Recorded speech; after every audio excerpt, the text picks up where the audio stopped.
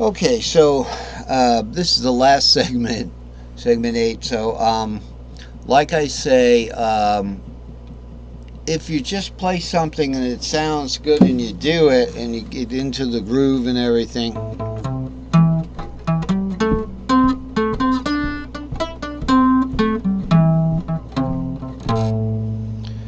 and then that's an A minor, so you can do one of.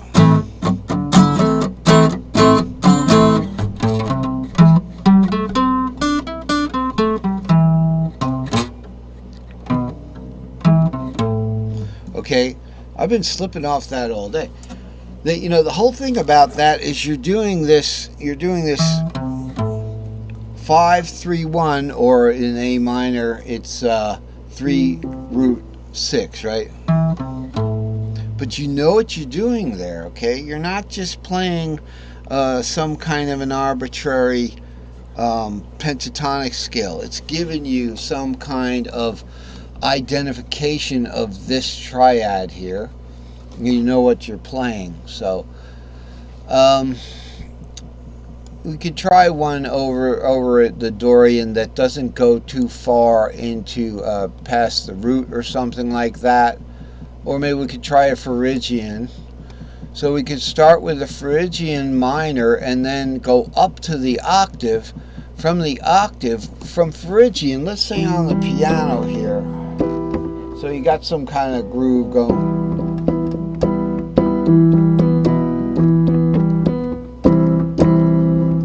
Okay, so say we want to take it to C.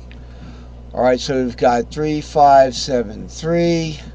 And then we want to go 5, and we want to get into a C pentatonic from there. All right, let's do it over on the regular fretboard. So we've got a Phrygian minor up to the root. So it's 3, 5, root 3, right? Minor third. Then, over here, not root. It's 3, 5, 7, 3. Those were colored green before. We could go back to that if we need it. 3, 5, 7, 3, like that.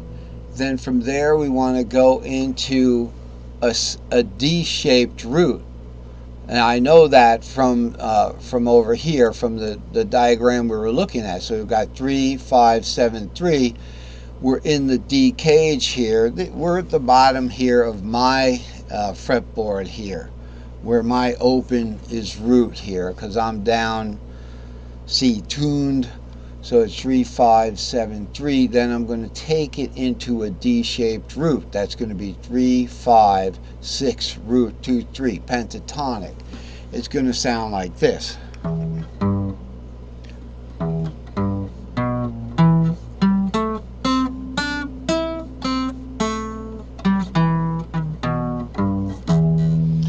Now, what's that?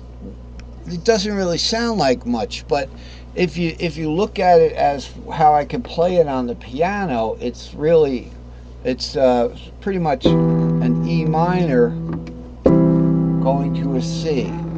Okay, so that's not a bad cadence like that.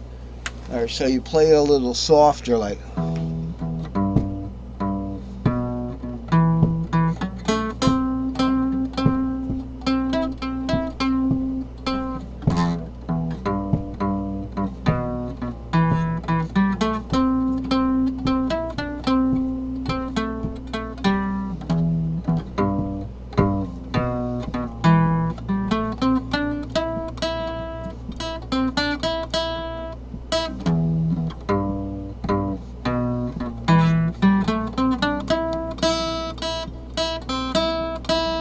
See, then it's a little, once you know what you're trying to do, this can be planned out on a fretboard, written out first. And simply what we did is we wanted to do something, where do you want to start from? Or where, you want to do some kind of cadence. So if we did that cadence, so it'd be.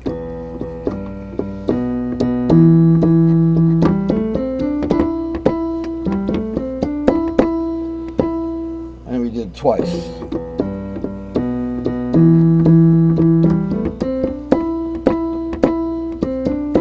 Now we want to take it to G, right?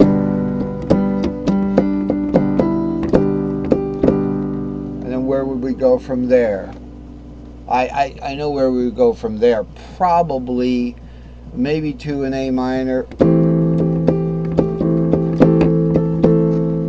But that's going to take a little more work. How would we get to the G? So let's plan that out. Let's look at where we're at. We know that's the D-shaped C, right? How are we going to get to the G? Well, we're over here now. The R isn't showing in this arpeggio diagram here. So we start 3, 5, root. So we go da da da da da da da da da da da da da, you know, like that. Now, where's the G going to be? The G is going to be the 5th. It's going to be A-shaped. So from there, we're going to take it to some kind of A-shaped. Well, we could take it to an A-shaped pentatonic, right? So we're up here on the D shape there. Let's go back over here. We could do our Phrygian here, then we go into the D shape, then we got to hit back into the A shape. So let's see how that would work. Just mechanically, it's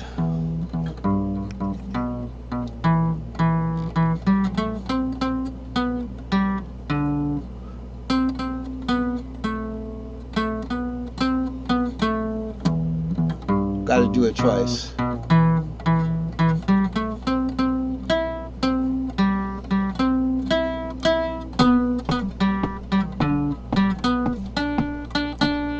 And then what? We're going to take it to like an A minor, so we could go something like.